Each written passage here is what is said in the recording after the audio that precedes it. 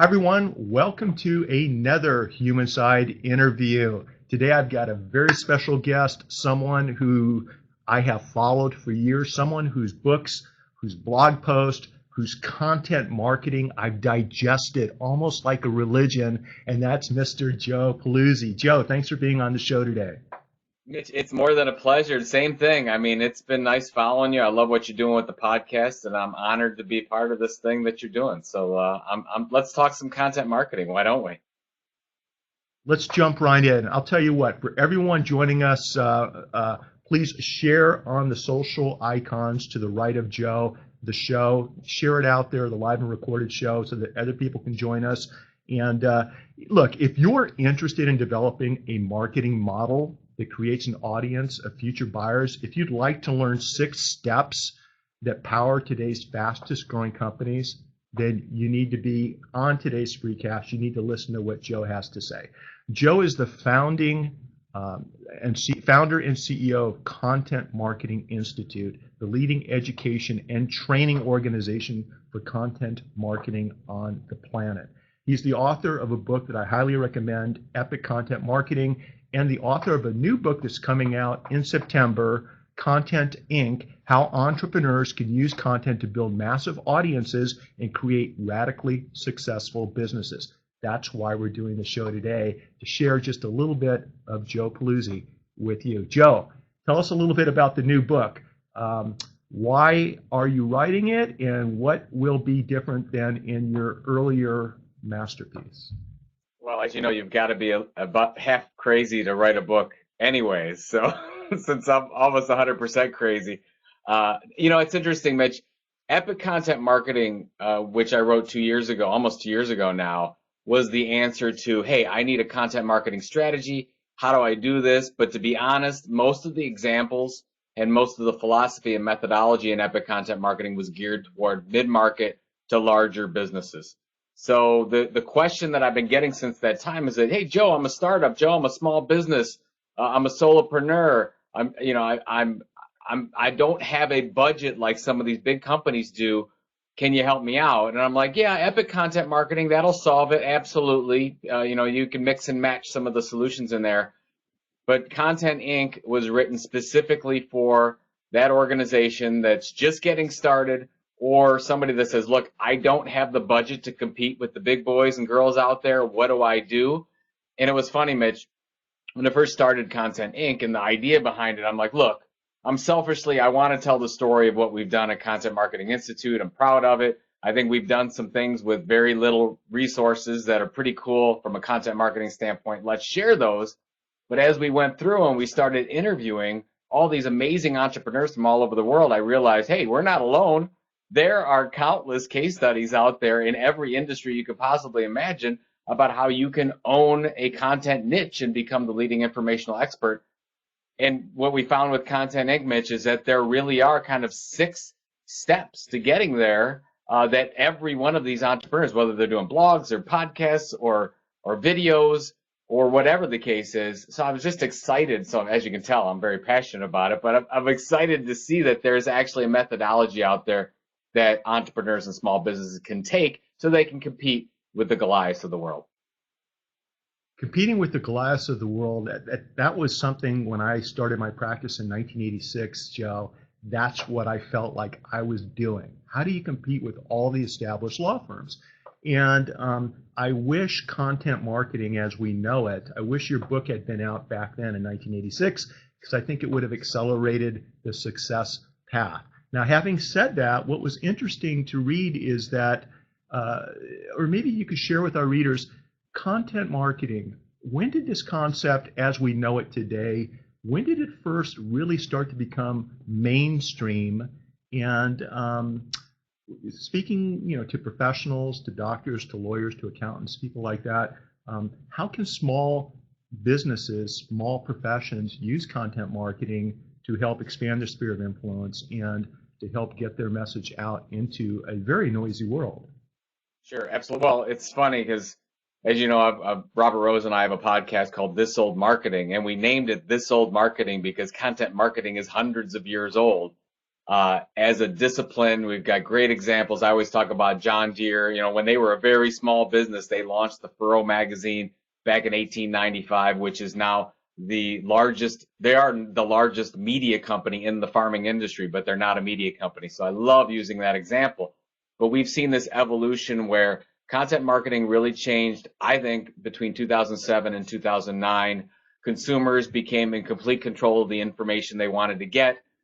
They didn't have to go directly to a big media company, to the salesperson to get the information. They had the information at their disposal at all times. And there were two major changes that helped small businesses sort of level the playing field or democratize the marketing process as we know it. The first thing is Google's algorithm changes for search engine. Every time they updated their algorithm, and they continue to do this, it plays into those companies, no matter what their size, if they create valuable, compelling, and relevant content over a particular niche on a consistent basis, it favors them every time. And it's interesting. Google just had another update. They're calling the Phantom update, whatever that means. But again, every time we see a tweak, it helps those small businesses that consider themselves more like publishers, that they're publishing a blog post consistently, an e-newsletter consistently, a video consistently over time, over a key subject matter area that they have authority to speak on. So that's the one thing. And then, of course, the second thing is social media. We have all these, hundreds and hundreds of pipes now that we can produce content and send content through, but it's got to be valuable or relevant for those pipes to do anything for the business. And it's interesting, similar to the legal profession, when I first started in social media, we were advising heating and air conditioning companies. These are really small businesses. They don't have a budget, and they're just thinking, oh, well, we got to be on Facebook. Oh, we have to be on Twitter. Oh, we have to be on LinkedIn. And I'm like, no, you don't. First, you have to figure out why you're going to be on those channels in the first place. And if you think that you're just going to talk about yourselves and people are going to listen, you're sadly mistaken. We've got to figure out, what do you have to say that's interesting, that's helpful, that's going to position you as an authority? So those two things, search engine optimization, what Google has done, and then social media.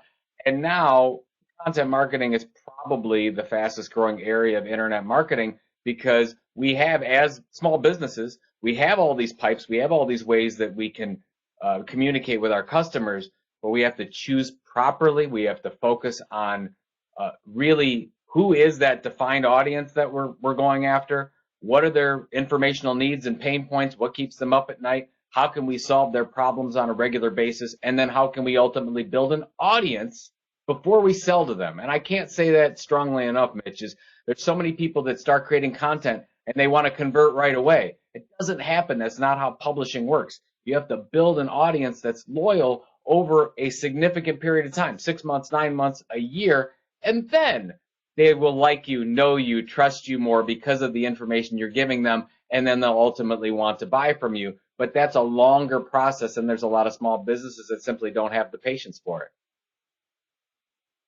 For everyone just joining us, I'm speaking with Joe Pulizzi, the founder of the Content Marketing Institute and the author of the upcoming book, Content Inc. Joe, talking about that, building relationships, and as relationships develop, then the business can follow. I mean, that's such an important point that a lot of people don't get right away, and frankly, a lot of lawyers don't get. They're using social the wrong way.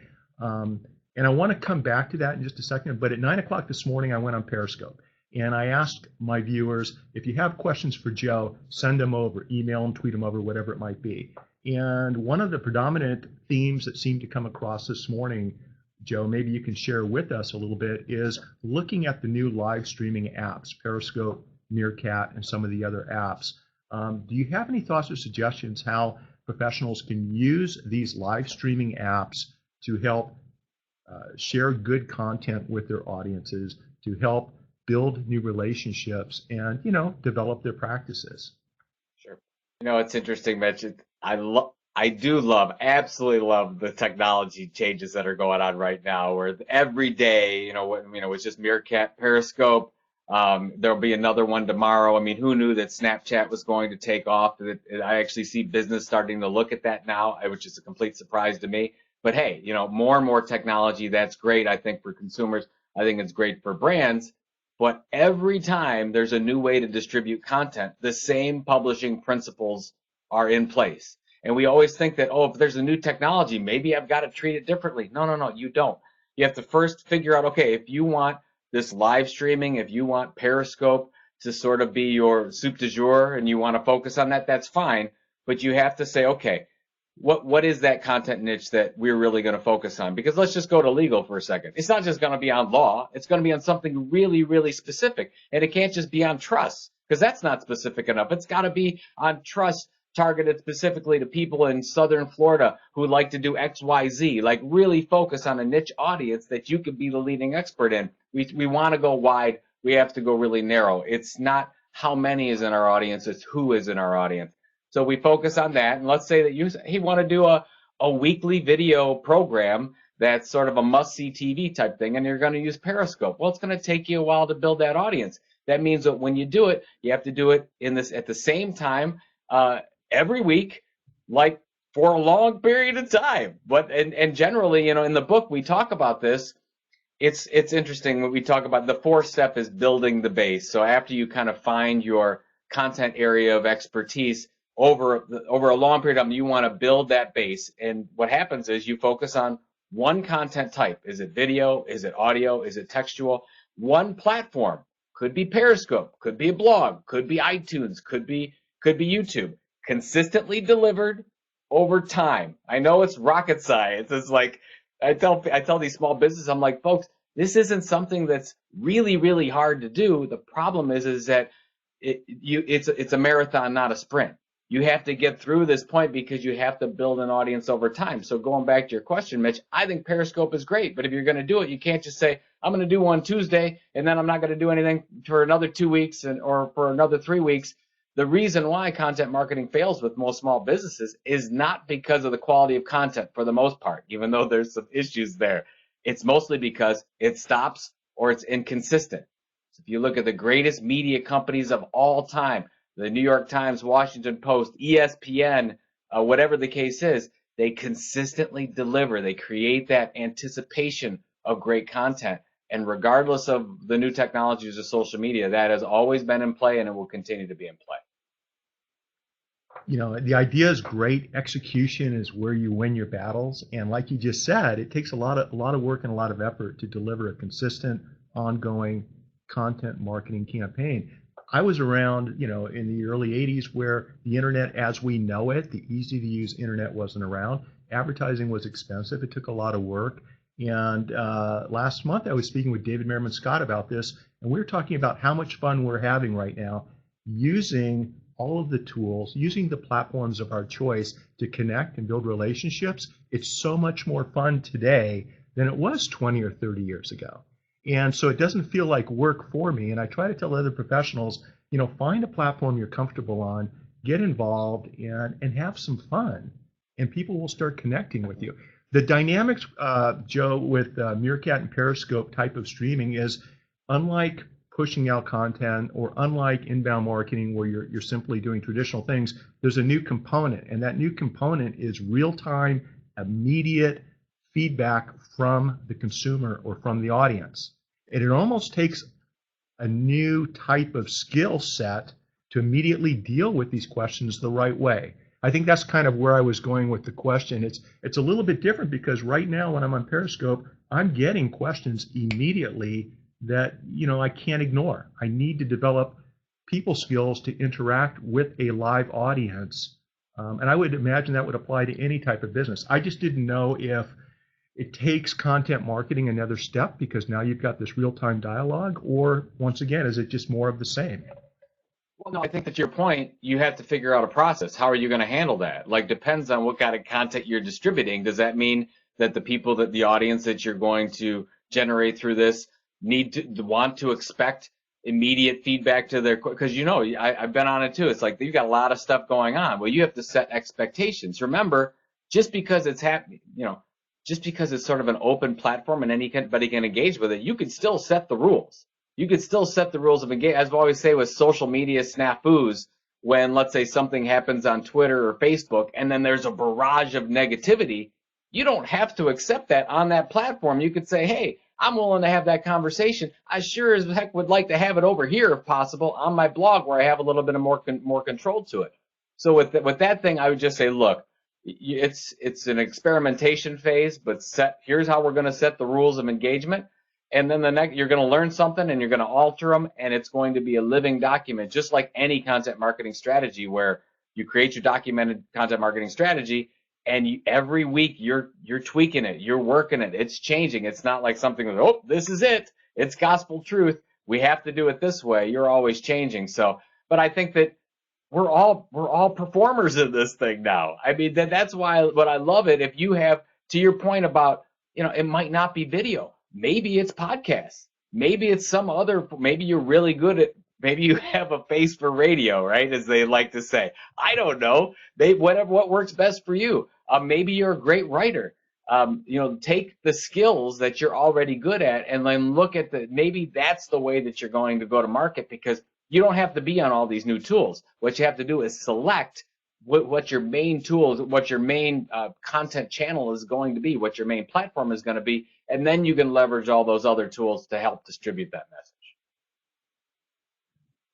That right there is what a lot of my friends needed to hear, Joe, and I appreciate that. You got to be on the platform you enjoy and that you're comfortable with being on. And speaking of platforms and speaking of content marketing, I understand that in September, Joe, you've got the big Content Marketing World coming up. Can you tell our audience a little bit about what that is? I know you've got a special guest, as you did last year, showing up. And why should some of my friends out here in California come back and join you guys at the event? Well, thank you for that. We're in our 5th year, so 5th anniversary of Content Marketing World. It's in Cleveland, Ohio again this year, and Content Marketing Institute is headquartered in Cleveland. I know you're quite interested in the playoff game going on right now, so I'm go Cavs, I gotta say it. I'm sorry. We've had enough devastation to this area. We could really use a win tonight. Anyway, Joe, as long as they give the ball to LeBron every time you take it down the floor, you have a chance. I would really like somebody else to hit a 3-pointer once in a while. It would really come in handy instead of him scoring or assisting on every play. Content Marketing World, September 8th through 11th. It's the largest content focused marketing event on the planet. We'll have about 3,500 marketers from 50 countries coming in. As you said, special guest Mr. John Cleese is going to talk about creativity when it comes to businesses. We have a concert from Canada's Bare Naked Ladies, so that's going to be fun. But when you talk about the meat of the programming, 150 speakers of the best speakers on the planet, from small, mid-sized, large companies in every type of vertical you can think about. We've got to do that, and that's why we've got 11 concurrent sessions. So usually what happens is when somebody comes in, they have a tough time choosing, and that's what we want to do, so that you have 3 or 4 or 5 really good sessions to choose from for each one of these. And we had 36 of the Fortune 100 attend last year, but I don't want to forget, I know you've got a lot of small business listeners. What's interesting is with Content Inc., the book, we're going to do Content Inc., the event there as well. That's just going to be focused on this 6-step methodology, focused on small businesses as well. Because, we focus for large businesses for Content Marketing Institute, but as you and I both know, small businesses need content love too. And we need that kind of training, and they need that kind of inspiration. So I'm really excited this year about having kind of both sides, the large business focus as well as the small business focus there at Content Marketing World. Well, I think last year you had President Frank Underwood join you, and that was exciting. And for those of us that may want to come out and join and participate in all the fun, is there still room? And where can we go to learn more about the event, buy tickets, and make arrangements? Absolutely. We have not sold out yet, so there's plenty of room right now. We don't come close to selling out usually until mid-August timeframe, but you get the best price right now, contentmarketingworld.com. You can choose workshops, the main session, and then you can focus on the small business sessions as well if you're a small business, or vertical sessions if you're healthcare or professional services. We've got them all focused on there, and so you go to contentmarketingworld.com, and we've got the full agenda up. Everything's programmed, ready to go, so you can see what we've got to offer right now.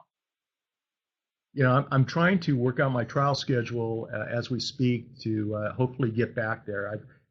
been watching it for years. I'm more involved than ever.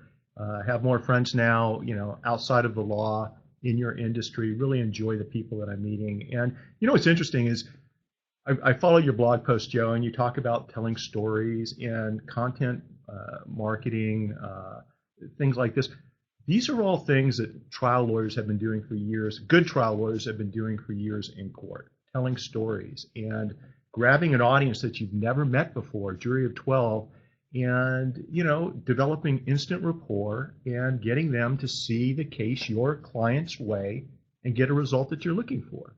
And it's just something, it's interesting to see all of the value that I've gotten from watching people like you and learning from people like you and taking it into the courtroom. It's been invaluable. It's really, really made it fun, and it's also made jury trials today with a different type of juror. Their attention span's shorter. They're used to social media, tweets, and you have to approach the whole process differently. And so that's the value I get from your industry and bringing it into mine. And that's why I wanted to reach out to you today and have you on the show. And I appreciate that very, very much. Joe, two things. I want to share all your contact information with my audience so they can reach out to you and follow up with your services. But before we do that, one of the most favorite parts of my show is to take a guest by the hand. Let's go back in time just a bit. And can you share with our audience what got you interested in content marketing or in marketing in general? Were you 6 years old with a shoe shine box on the corner, figuring out you could make 25 cents per pair of shoes? I mean, what's your story and what brought you to this point today? Well, from an entrepreneurship standpoint, I mean, I grew up on my mother's side of the family were a group of funeral directors. So I grew up with that portion. My mom and dad owned a restaurant. So I'd always wanted to own my own business. And actually, when I went into undergrad and then to college, I focused simply on communication because that was how I could graduate the quickest because I didn't know what I wanted to do. I was undecided until my junior year in college. And I went to the human resources person and I said, hey, what do I have to do to graduate on time? And she said, well, you can't graduate on time, but I could get you with a summer semester if you want to be an interpersonal communications major. And I said, that's the major for me. And then basically wanted to go into sports marketing. Then I did an internship at the Cleveland Cavaliers, and I found out for sports marketing, all the money goes to the players. Who knew? Nobody gets paid very well. And I'm like, I would really like to make a decent living. How do I do that? Went on to Penn State, taught rhetoric, ended up teaching public speaking, fell in love with the art of public speaking, actually, which is what I do a lot of public speaking today. But then sort of odd jobs here and there, ended up at a media company called Penton Media. For those of you that don't know, Penton Media is the largest independent business publisher in North America. They have over 100 titles in all sorts of strange industries, manufacturing, organic foods, technology. And I ended up running, shortly after getting there in 2000, their content marketing department called Penton Custom Media at the time. And what I found out was there was a whole bunch of companies out there that understood how to do advertising and how to do trade shows, but were horrible at creating audiences and telling stories to get those audiences. So we worked with Microsoft and the big B2B companies like Parker Hannifin, Lincoln Electric on trying to help them tell stories to build an audience over time and then monetize that audience later. And 2006, 2007 came along, got that entrepreneurial bug going on, and I really thought that this thing was going to take off. And I'd been starting to use the term content marketing simply because the industry was called custom publishing at the time, or custom media, but you can't get marketers to move or get excited about that. So I'm like, okay, how do we rename it? How do we call it something different? And I said, well, if you're a marketer, you better call it marketing. So we called it content marketing. It took off. That was 2007. 2010 is when CMI was born. And I just love, honestly, I really do believe this, Mitch. I believe if you took all the current marketing away from us and how we've marketed forever, and we just said, clean slate it, what would you do right now? I don't think we would get up and say, let me wait for other people to build an audience, and then I'm going to create an advertisement to their audience and try to distract them, and we'll go with that. No, I think that you'd say, look, how do we become the leading experts over something, be truly, truly helpful around something, build an audience, and then be able to sell that audience really whatever we want when the time is right. And I think that's what content marketing I think is all about, is to say, hey, if we build an audience and help that audience and give so much value and create these positive content experiences, that's where I think the opportunity is for marketing now and into the future. And so everything we touch and feel and we do from a marketing standpoint as a small business, content is going to be there. It's going to be really, really important, more important than ever before. And so I get pretty excited about this stuff because you couldn't do this model that we were talking about. We had a really good conversation about this. You could, as you said, you couldn't do it in 1986. It wasn't available. It was cost prohibitive. If you wanted to start a media company in the 90s, you had to spend a lot of money for a content management system, or you had to spend a lot on circulation development or printing. You don't have to do that today. The costs are almost nothing, and really what it takes is a consistently amazing and relevant message to a targeted audience. So it's not, anybody can do it. That's why I love it, and you don't have to have a big budget anymore. There's always somebody out there that likes who you are, regardless if you stutter, regardless if you're not the brightest bulb in the lamp. That would be me. There's still a connection out there, and it's just so much fun to do what we're doing. I love having my own business. By the way, Joe, congratulations. We're in our 29th year of having our own business, and I mean, as you know, when other lawyers ask me at the courthouse, what's your secret? How do you go about it? I outwork the other side. I work harder than everyone else, but it honestly doesn't feel like work because I'm doing what I enjoy doing. And Joe, I've really enjoyed today's show. I mean, this has been on calendar for a long time. I appreciate you penciling us into your busy schedule. Love what you're doing. Hopefully, we'll see you in September at the Content Marketing World event. I'm looking forward to your new book. For those viewers, Joe, who would like to connect with you, on Twitter, on the social platforms, get your book, sign up for the Content Marketing event. What's the best way for them to go about doing so? Sure. I mean, I'm at Joe Pulizzi, Pulizzi on Twitter, and you can find my contact information anywhere, but the easiest place is joepulizzi.com. And then everything about Content Marketing Institute of the event, you can go to contentmarketinginstitute.com. And Mitch, thanks again for all your support. I love what you're doing. Keep doing it. I will. And Joe, thank you very much. You have a great day. Everyone that joined us, both live and recorded, really appreciate your time, really appreciate your attention. And remember, as you go throughout the rest of your day, to remember to always make today your masterpiece. Bye-bye, everybody. Bye-bye, Joe. Thank you. Bye. Thanks, Mitch.